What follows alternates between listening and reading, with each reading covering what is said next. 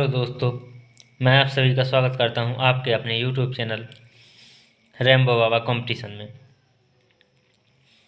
हम पढ़ रहे हैं रेलवे ग्रुप डी 2025 के लिए।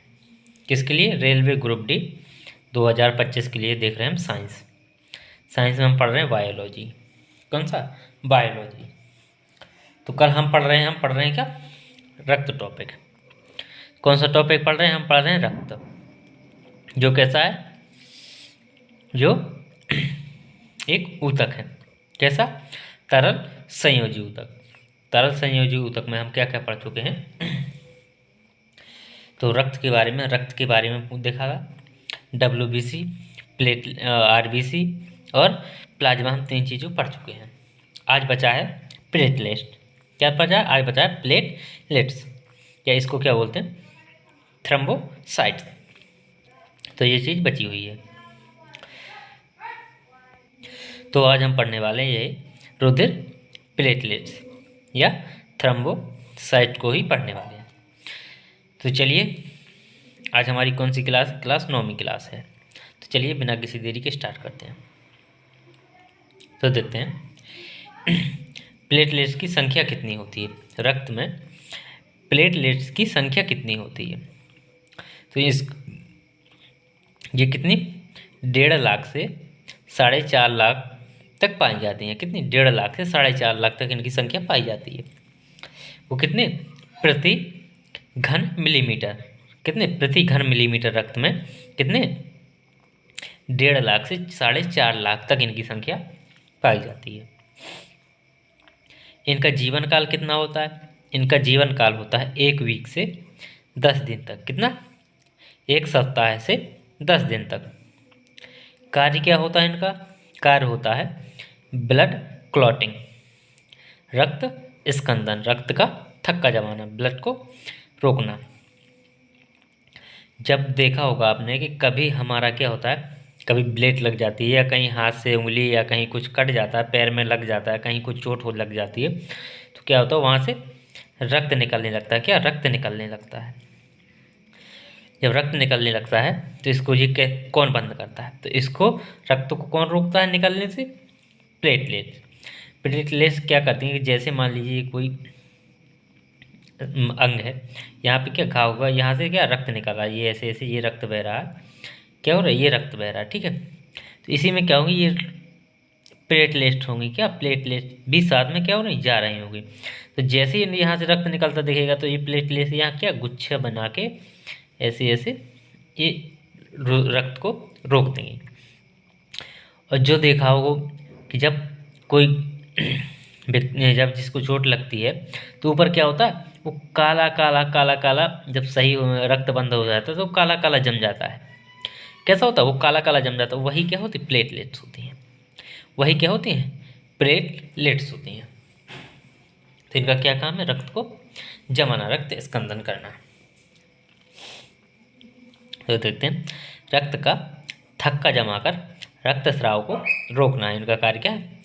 रक्त का थक्का जमाकर रक्त स्राव को क्या करना? रोकना है। शरीर में रक्त के थक्के जमने की प्रवृत्ति, यदि शरीर में क्या होता है? 2 प्रक्रिया होती है। कितनी होती? 2 प्रक्रिया होती हैं। यदि शरीर में अधिक रक्त जमता है, मान लीजिए रक्त अधिक जम जाता है, तो उसको क्या कहते हैं? वो रक्त, तो उससे क्या हो जाता है? ब्लॉकेज हो जाता है। जब मान लीजिए ये कोई क्या है, ये कोई सिरा है। ठीक है, तो इसमें क्या हो रहा है? रक्त बह रहा है। ठीक है, अब यदि रक्त अधिक जमने लगेगा तो क्या होगा? ये इसी में क्लॉट हो जाएगा, इसी में जम जाएगा। और जब ये इसी में जम जाएगा तो क्या? ये ब्लॉकेज हो जाएगा। क्या हो जाएगा? ये ब्लॉकेज हो जाएगी।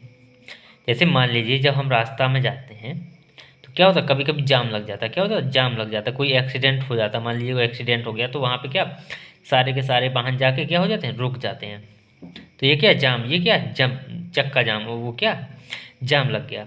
उसी प्रकार ब्लड में क्लॉटिंग हो जाती है, तो ब्लड जम जाता है। इससे ये यहाँ नहीं जा पाता। जब यहाँ नहीं जा पाएगा तो क्या? शरीर में रक्त नहीं पहुँचेगा, जिससे शरीर को हानि होगी और बीमारी बढ़ जाएगी। कभी कभी व्यक्ति की क्या मृत्यु भी हो जाती है रक्त जमने से। जब एक सिरा में जमेगा तो सभी सिराओं में जम जाएगा। तो और एक और दूसरी, ये तो एक हो गई। दूसरी प्रक्रिया क्या होती है? दूसरी प्रक्रिया होती है कि रक्त जमता नहीं है। क्या है? रक्त जमता नहीं है। जब मान लीजिए रक्त नहीं जमेगा तो रक्त पतला हो जाएगा। तो रक्त पतला हो जाएगा तो ये कैसी होती हैं? अर्धपारगम झिल्ली होती है। कैसी? अर्धपारगम झिल्ली होती है। तो क्या करेगा? रक्त स्राव होने लगेगा जगह तगह, जहाँ जहाँ से, जगह जगह से रक्त स्राव होने लगेगा। क्या होने लगेगा? रक्त स्राव होने लगेगा। तो सारे शरीर में रक्त फैलने लगेगा। इससे भी व्यक्ति क्या हो जाएगा? बीमार हो जाएगा। व्यक्ति की मृत्यु भी हो सकती है। इसको क्या बोलते हैं? रक्त स्राव को इसको बोलते हैं हेमरेज बोलते हैं। क्या बोलते हैं? इसको बोलते हैं हेमरेज। तो ये दो प्रक्रिया हैं जिनको देखते हैं।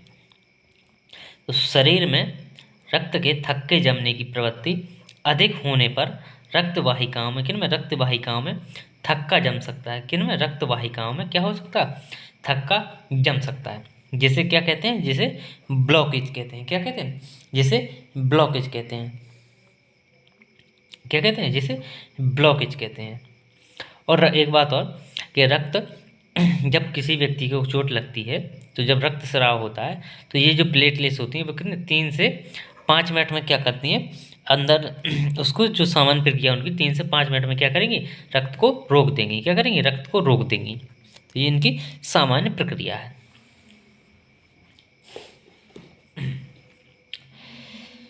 अब देखते हैं आगे। और क्या? जब दूसरा क्या होता है? जब रक्त के थक्का जमने की प्रवृत्ति क्या होती? कम होती है। क्या होती? कम होने पर तो क्या होता? अंदरूनी रक्त स्राव होने लगता है। क्या होता? अंदरूनी रक्त स्राव होने लगता है, या अंदरूनी रक्त स्राव हो सकता है। जिसे क्या बोलते हैं? जिसे हेमरेज बोलते हैं। क्या बोलते हैं? जिसे हेमरेज बोलते हैं। ये दोनों क्या बीमारी का, रक्त का थक्का जमना और हेमरेज। अब ये इन समस्याओं को निपटाने के लिए क्या है? जब या तो क्या कभी हो सकता है रक्त जम जाए, या कभी हो सकता है रक्त ना जमे, तो इनको संतुलन की अवस्था इनको क्या संतुलन की अवस्था में ही बनाना पड़ेगा। तो इनको संतुलन की अवस्था में कैसे बनाया जाए? तो इनके संतुलन में अवस्था में बनाने के लिए इनके लिए कारक होते हैं। वो भी क्या फैक्टर होते हैं, देखते हैं। तो ब्लड क्लॉटिंग को संतुलित बनाए रखने के लिए शरीर में क्या 2 प्रकार के कारक पाए जाते हैं। कितने प्रकार के? 2 प्रकार के कारक पाए जाते हैं। कौन कौन से पाए जाते हैं? 2 प्रकार के कारक। एक होता है क्या? हेपाराइन। क्या होता है? हेपारिन। क्या होता है? हेपारिन। दूसरा क्या होता है? हीरोडिन। क्या होता है? हीरोडिन। तो ये क्या होता है? ये मानव में पाया जाता है। मानव में कैसा? प्राकृतिक रूप से पाया जाता है। और ये क्या है? ये क्या है? ये किससे ये प्राप्त किया जाता है? ये क्या किया जाता है? ये प्राप्त किया जाता है। किससे प्राप्त किया जाता है? ये जोंक से प्राप्त किया जाता है। किससे? जोंक से। तो आपने देखा होगा कि जब आप लोग तालाब में नहाने जाते हैं, तो क्या किसी व्यक्ति को देखा होगा कि जोंक पकड़ लेती है। क्या? जोंक लग जाती है। जोंक लग जाती है तो जोंक क्या करती है? एक सीरम छोड़ती है। क्या करती है? एक सीरम छोड़ती है। क्या करती है? सीरम छोड़ती है। वो सीरम क्या होता है? वो सीरम ये होता है कि रक्त को पतला करता है। क्या करता है? वो रक्त को पतला करता है। क्या करता है? रक्त को पतला करता है।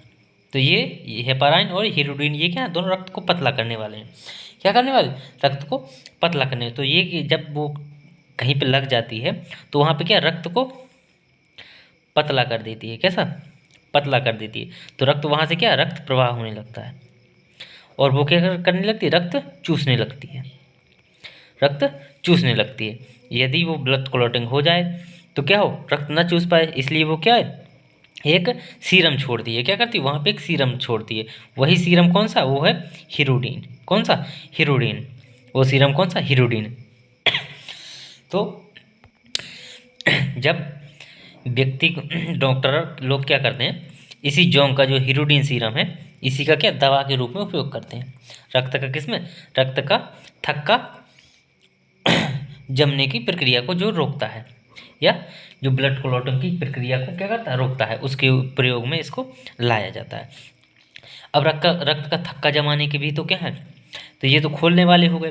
तो रक्त का थक्का जमाने वाले भी क्या है, तो रक्त का थक्का जमाने वाले में एक देखा था फाइब्रोजिन प्रोटीन था। क्या था, फाइब्रोजिन प्रोटीन था।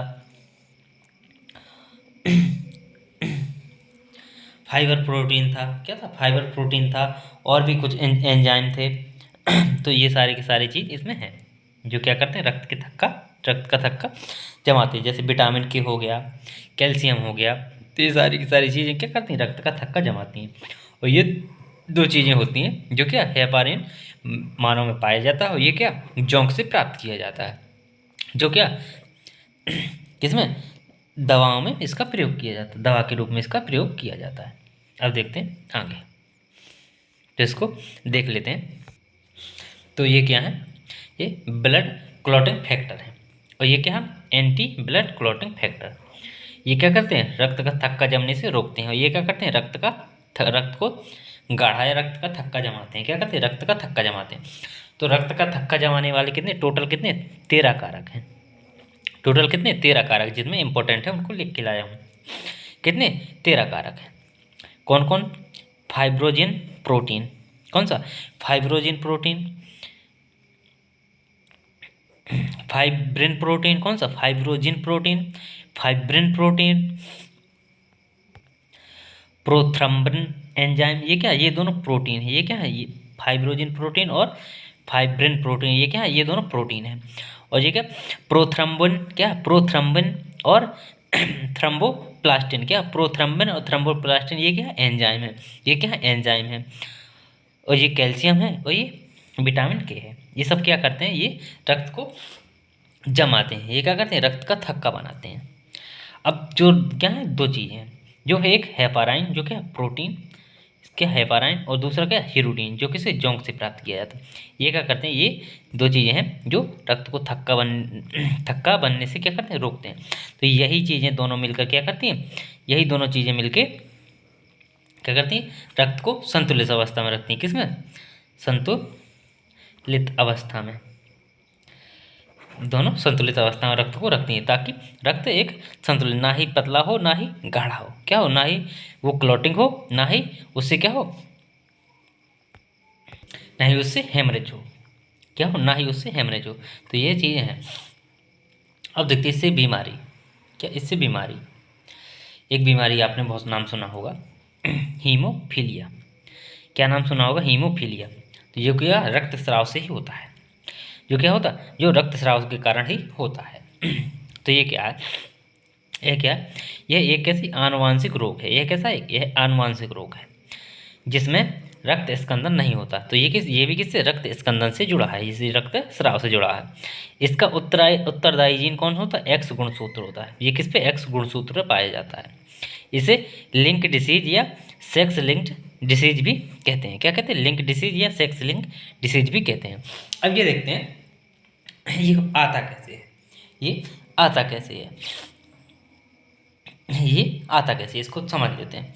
अब जैसे मान लीजिए किस पे, एक्स गुणसूत्र है। तो एक्स गुणसूत्र किसके होते हैं, महिलाओं के पास। किसके पास, महिलाओं के पास होते हैं।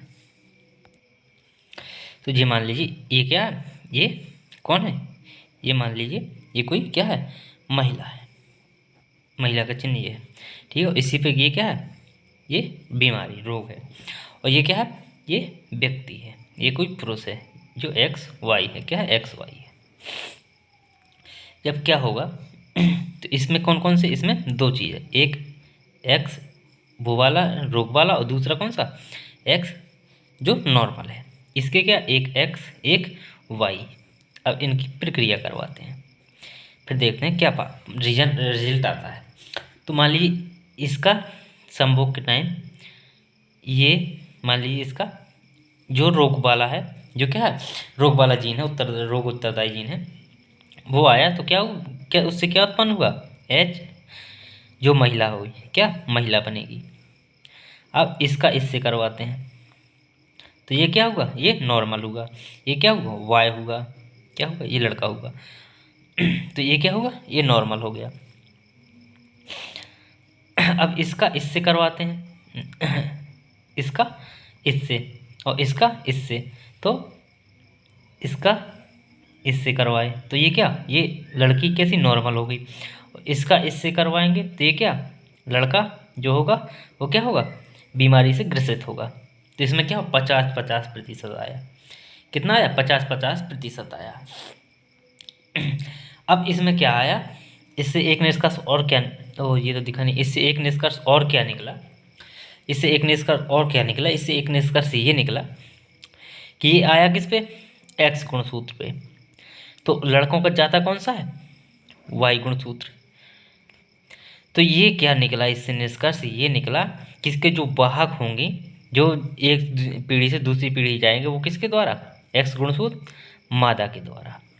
किसके द्वारा, मादा या महिला के द्वारा। तो इसका रोग की वाहक कौन होगी, महिलाएं। जो वाहक होती हैं इस रोग की, वाहक कौन होती हैं, महिलाएं होती हैं। इस रोग की वाहक कौन होती हैं, महिलाएं सामान्यतः। और सबसे इस रोग से वाहक कौन होती है, महिलाएं। और ग्रसित सबसे ज़्यादा कौन होता है, वो पुरुष होता है। कौन होता है, वो होता है पुरुष। महिलाओं को कुछ नहीं होता है इसमें, महिलाएं वाहक बस होती हैं, लेकिन ग्रसित इससे कौन होता है, पुरुष। बीमार कौन होता है, पुरुष होता है। तो ये चीज़ समझ में आया, इस प्रकार से हमने देखा टेस्ट करके। तो अब देखते समझते हैं कि जो महिलाएं हैं, क्या जो महिलाएं हैं वो सामान्यतः इस रोग की क्या होती है, वाहक होती हैं। क्या होती हैं, इस रोग की वाहक होती हैं। और इस रोग से पुरुष अधिक प्रभावित होते हैं। कैसे होते हैं, पुरुष क्या होते हैं, अधिक प्रभावित होते हैं इस रोग से। तो मैंने बताया इससे क्या दो निष्कर्ष निकले कि वाहक कौन होती है, महिलाएं होती हैं, और प्रभावित कौन होता है, पुरुष होता है। और ये क्या कितना, ये 50-50% की इसमें संभावना होती है। यदि कोई महिला क्या है, इससे ग्रसित है, तो इसमें 50-50% की उसके बच्चों की जो होंगे, उनकी 50-50% की संभावना है कि ग्रसित होने की। तो ये हमारा यहाँ पे रक्त समाप्त होता है, मतलब रक्त, आरबीसी, डब्ल्यूबीसी और प्लेटलेट। तो रक्त के कार्य देखते हैं, फिर इसके जो समूह है ए बी समूह, तो उसको देखेंगे, एबीओ सिस्टम को देखेंगे। तो रक्त के कार्य शुरू में स्टार्टिंग में बताए थे, तो रक्त के कार्य और देख लेते हैं। रक्त क्या करता है, रक्त क्या करता है, ये प्रतिरक्षा प्रणाली बनाता है। क्या करता है, ये प्रतिरक्षा प्रणाली बनाता है। ऑक्सीजन का क्या करता है, परिवहन भी करता है। हार्मोनों एंजाइम का भी क्या करता है, परिवहन करता है। पोषक तत्वों उत्सर्जी पदार्थों का भी क्या करता है, परिवहन करता है। रक्त स्कंदन भी करता है, अभी अभी पढ़ा। ये सारी चीज़ें हम पढ़ चुके हैं, ये रक्त के कार्य हैं। क्या, रक्त के कार्य हैं। तो यहाँ तक हम रक्त देख चुके हैं। अब देखते हैं रक्त वर्ग देखते हैं। क्या करते हैं, अब हम देखते हैं रक्त वर्ग जो ग्रुप होते हैं। क्या, रक्त ग्रुप। तो हम देखते हैं एबीओ सिस्टम। क्या, एबीओ सिस्टम, एबीओ सिस्टम देखते हैं। तो आप लोगों ने क्या क्या सुना, आप लोगों ने 4 सुने होंगे। क्या, कौन कौन, ए ग्रुप, ए बी और कौन सा, ओ। ये सब नाम जानते होंगे कि blood group A B, B, O. इसमें पॉजिटिव नेगेटिव वो सब चीज़ हम देखने वाले हैं, कैसे पॉजिटिव आता है, कैसे नेगेटिव आता है, ये सब चीज़ें हम देखने वाले हैं। तो आपने ये पहली बात ये समझिए कि आपने ये चीज़ नाम सुने होंगे, ए बी, बी और ओ ग्रुप सुने हैं। तो बस यही से काम बन जाएगा। तो अब देखते हैं इसको कि इसको किसने बताया कि ये सभी व्यक्तियों का एक जैसा नहीं होता है। क्या नहीं होता, ब्लड ग्रुप। तो क्या 1902 में किसने, कार्ल लैंडस्टीनर ने बताया कि सभी मनुष्यों के जो रुधिर समान नहीं होते। क्या होते, रुधिर जो समान नहीं होते। जो क्या बताया कि सभी मनुष्यों का रुधिर कैसा होता, समान नहीं होता। उसमें कुछ एंटीजन, कुछ एंटीबॉडी होते हैं जो क्या करते हैं, रक्त को अलग करते हैं। यदि इसमें उन्होंने क्या बताया, उन्होंने बताया कि जो ये एबीओ सिस्टम है, एबीओ सिस्टम, एबीओ का मतलब ए ग्रुप, बी और ओ, तो एबीओ सिस्टम इसको बोल देते हैं।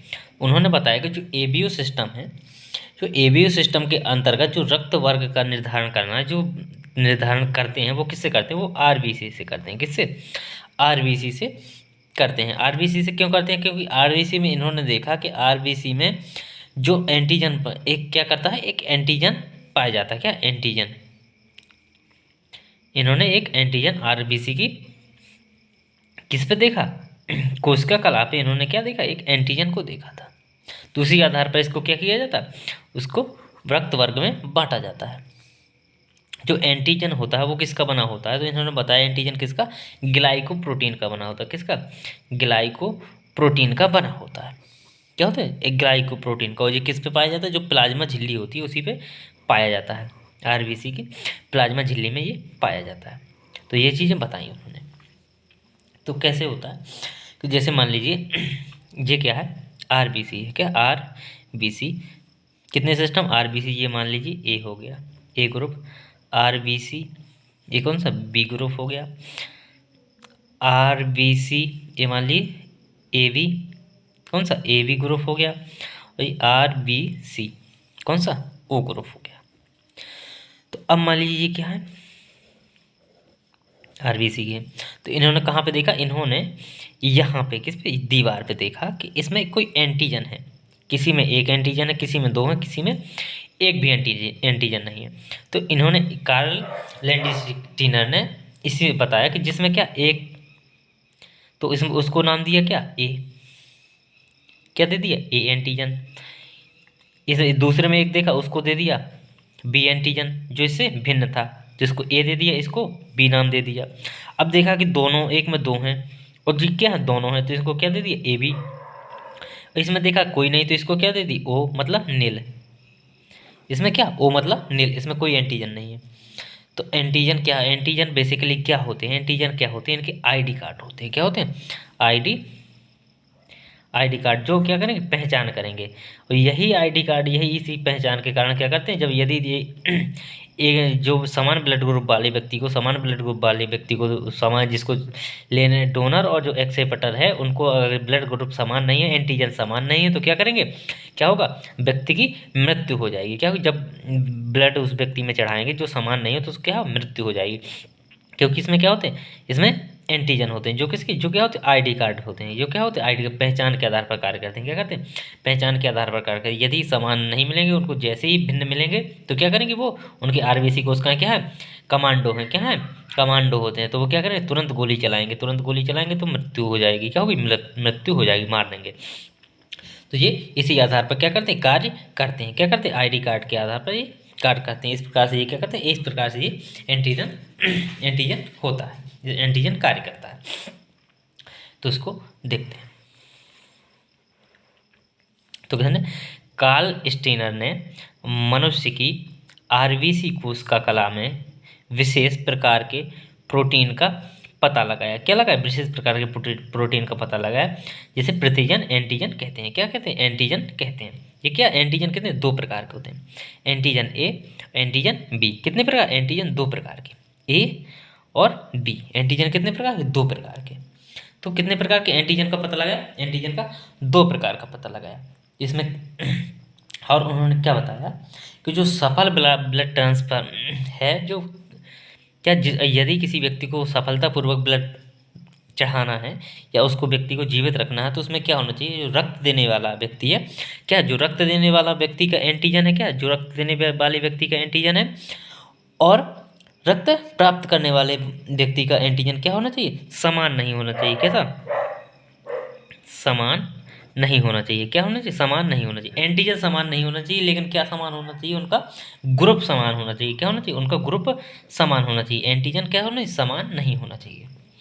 समान एंटीजन होगा तो क्या होगा, वो प्रतिक्रिया करेंगे। क्या करेंगे, प्रतिक्रिया करेंगे। तो इसमें क्या होगा, समान एंटीबॉडी, जो एंटीजन, समान एंटीजन और समान एंटीबॉडी मिलने पर दोनों क्या करते हैं, बीच के बीच में क्या होती है, इनकी अभिक्रिया होती है। क्या हो जाती है, अभिक्रिया हो, जिसके फलस्वरूप क्या होती है, रक्त वाहिका में क्या, थक्का जम जाता है। क्या होता है, थक्का जम जाता है, थक्का जम जाता है।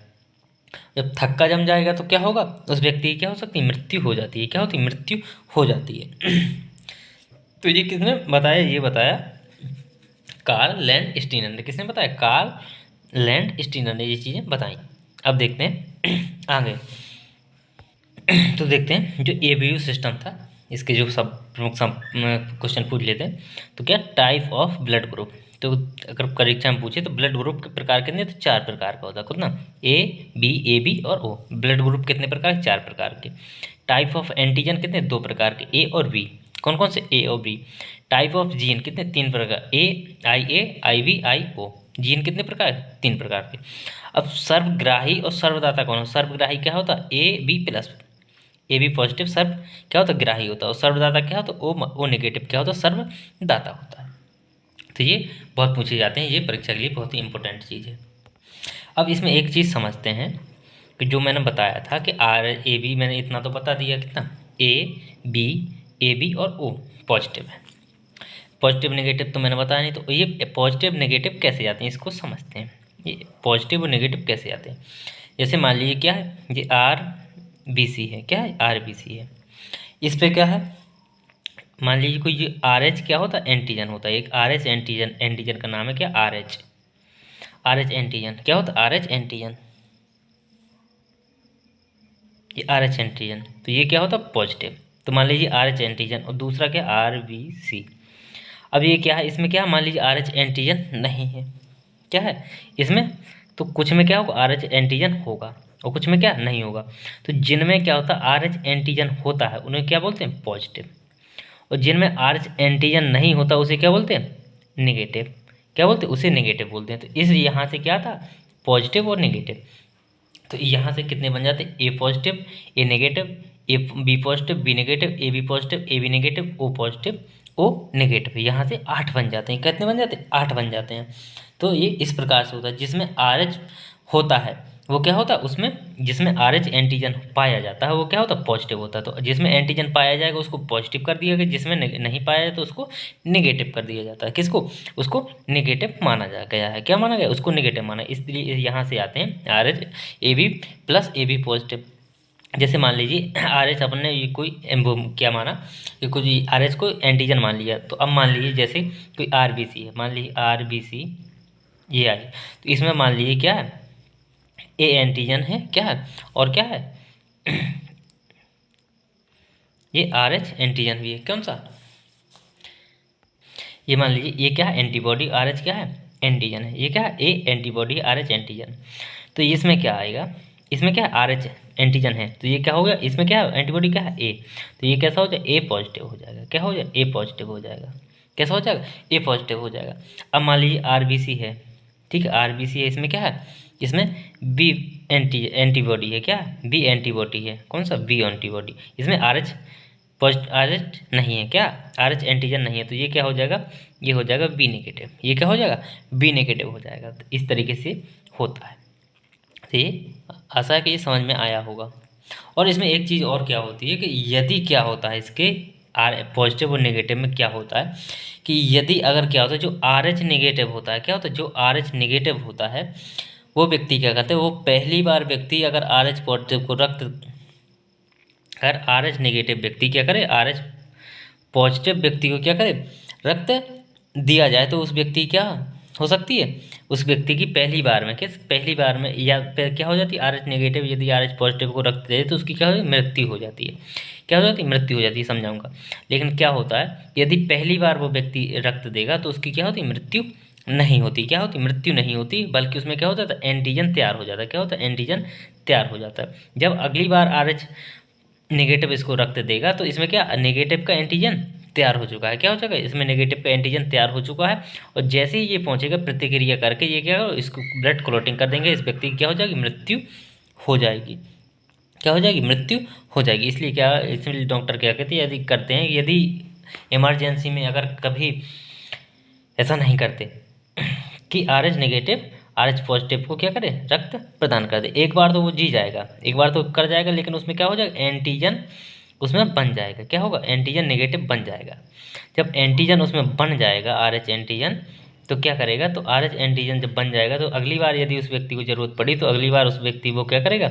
उस व्यक्ति को रक्त दिया गया तो वो कि उसकी क्या हो जाएगी? मृत्यु हो जाएगी। इसलिए आर एच नेगेटिव को नहीं दिया जाता। तो ये समझ में आ गया हो। चलिए आगे देखते हैं। अब कुछ ब्लड ग्रुप हैं जो क्या है? स्पेशल ब्लड ग्रुप हैं। इनको और समझते हैं कि ये क्या है। तो इनको समझते हैं। तो क्या इम्पोर्टेंट ब्लड ग्रुप, क्या इंपॉर्टेंट ब्लड ग्रुप जो परीक्षा में पूछ ली जाती है एक एक लाइन में।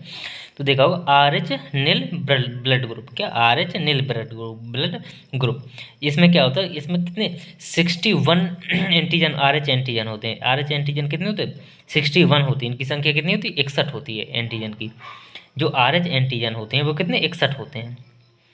तो इसमें जो आर एच नील ब्लड ग्रुप होता है उसमें कितने कितने होते हैं 61 के 61 एंटीजन नहीं होते। क्या 61 के 61 एंटीजन नहीं पाए जाते। क्या होते इसमें 61 के 61 एंटीजन नहीं पाए जाते। क्या होता है इसमें 61 के 61 एंटीजन नहीं पाए जाते। इसके फलस्वरूप क्या होता है, ऐसे व्यक्ति जो आर एच पॉजिटिव और आर एच नेगेटिव दोनों से रक्त नहीं ले सकते और ना ही नोट दोनों को क्या कर सकते रक्त दे सकते हैं। क्या कर सकते हैं, जिनके पास एक भी एंटीजन नहीं है, जो ना तो पॉजिटिव को ले सकते हैं ना नेगेटिव को दे सकते, ना ले सकते पॉजिटिव नेगेटिव से, ना पॉजिटिव नेगेटिव को ये क्या कर सकते दे सकते हैं। अगर दे देंगे तो इनकी मृत्यु हो जाएगी, या उस जिसको देंगे उसकी मृत्यु हो जाएगी। और ये व्यक्ति कितने होते हैं, ये 60 लाख में एक व्यक्ति होता है। कितने में, ये 60 लाख व्यक्तियों पर एक व्यक्ति पाया जाता है। क्या पाया जाता है, इस ग्रुप का व्यक्ति 60 लाख व्यक्तियों में एक व्यक्ति पाया जाता है। अब दूसरा आता है बॉम्बे ब्लड ग्रुप, नाम सुना होगा क्या, बॉम्बे ब्लड ग्रुप। ये कितने, ये 40 लाख व्यक्तियों में एक व्यक्ति पाया जाता है। क्या होता है, ये 40 लाख व्यक्तियों में एक व्यक्ति पाया जाता है। इसमें क्या होता है, बॉम्बे ब्लड ग्रुप में क्या देखा गया कि जो मूल रूप से क्या होता है, जो ओ ब्लड ग्रुप होता है, कम ओ ब्लड ग्रुप में ये देखा गया है कि ओ ब्लड ग्रुप में क्या होता है, एक एच एंटीजन होता है। क्या, एक एच एंटीजन होता है। तो जो ये क्या होता है, ये बेसिकली ओ ब्लड ग्रुप में पाया ही जाता है। लेकिन जो बॉम्बे ब्लड ग्रुप है इसमें क्या, ये एच एंटीजन भी क्या है अनुपस्थित पाया गया। क्या, अनुपस्थित एच ब्लड ग्रुप भी क्या है अनुपस्थित पाया गया। तो ये क्या है इसको क्या बोला गया, बॉम्बे ब्लड ग्रुप, जो कि कितने 40 लाख व्यक्तियों में एक व्यक्ति होता है। क्या होता है, जो 40 लाख व्यक्तियों में एक व्यक्ति के पास होता है, ऐसा ब्लड ग्रुप देखा गया है। अब आता है कौन सा, एक आता है इनरा, कौन सा INRA, कौन सा इनरा ब्लड ग्रुप, कौन सा इनरा ब्लड ग्रुप, जो किस पे अनुसंधान स्तर पर है, किस स्तर पर, अनुसंधान स्तर पर है। इसकी खोज कब हुई, इसकी खोज 2016 में ही की गई थी। कब, 2016 में ही की गई थी। कहाँ पे, सूरत, गुजरात के कहाँ पे, सूरत में, गुजरात के सूरत में इसकी खोज की गई थी। तो इसमें क्या देखा गया कि इसमें ये व्यक्ति क्या है, ना किसी को रक्त दे सकता है ना किसी से रक्त ले सकता है। क्या कर सकता है, ना किसी को रक्त दे सकता है ना किसी से ले सकता है। ये किस में, अनुसंधान स्तर पर है। और इस ब्लड ग्रुप के कितने अभी 7 व्यक्ति ही जीवित हैं। कितने, 7 व्यक्ति ही हैं। कितने, 7 व्यक्ति ही हैं इस ब्लड ग्रुप के। ये क्या है, अनुसंधान स्तर पर। अभी ये कुछ निश्चय नहीं है ये, लेकिन इसमें इनमें हैं जो बॉम्बे ब्लड ग्रुप है, इसमें कितने, इसके कुछ कितने 43 लोग हैं। कितने, 43 लोग हैं। लेकिन इसमें कितने 9 लोग देने वाले हैं। कितने, 9 लोग देने वाले हैं। कितने, बॉम्बे ब्लड ग्रुप में कितने 9 लोग हैं जो ब्लड ग्रुप को ब्लड को दे सकते हैं। लेकिन संख्या कितनी 43 पाई गई अभी। अब इनको बोलते क्या हैं, इनको क्या बोलते हैं, इनको कोल्टोल पर्सन बोलते हैं। क्या बोलते हैं, कोल्टोल पर्सन। तो जो दुर्लभ रक्त वाले व्यक्ति होते हैं उनको क्या बोलते हैं, कोल्टोल पर्सन बोलते हैं। इन व्यक्तियों को क्या बोलते हैं, कोल्टोल पर्सन बोलते हैं। अब एक डायग्राम से समझते हैं, इससे क्या समझ में आया, इससे ये समझ में आएगा कि किसको कौन से ब्लड ग्रुप वाला एंटीजन और कौन से ब्लड ग्रुप वाले को, एंटीबॉडी वाले को कौन रक्त दे सकता है, कौन रक्त ले सकता है, किससे रक्त दे सकता है, किससे रक्त ले सकता है। अब देखते हैं। तो इसमें ऊपर क्या लिखा, ब्लड ग्रुप, फिर एंटीजन, फिर एंटीबॉडी, फिर जो डोनेट कर सकता है, जो एक्सेप्ट कर ले सकता है, जो देने वाला जो लेने वाला। तो जो ए है, कौन सा, ब्लड ग्रुप ए।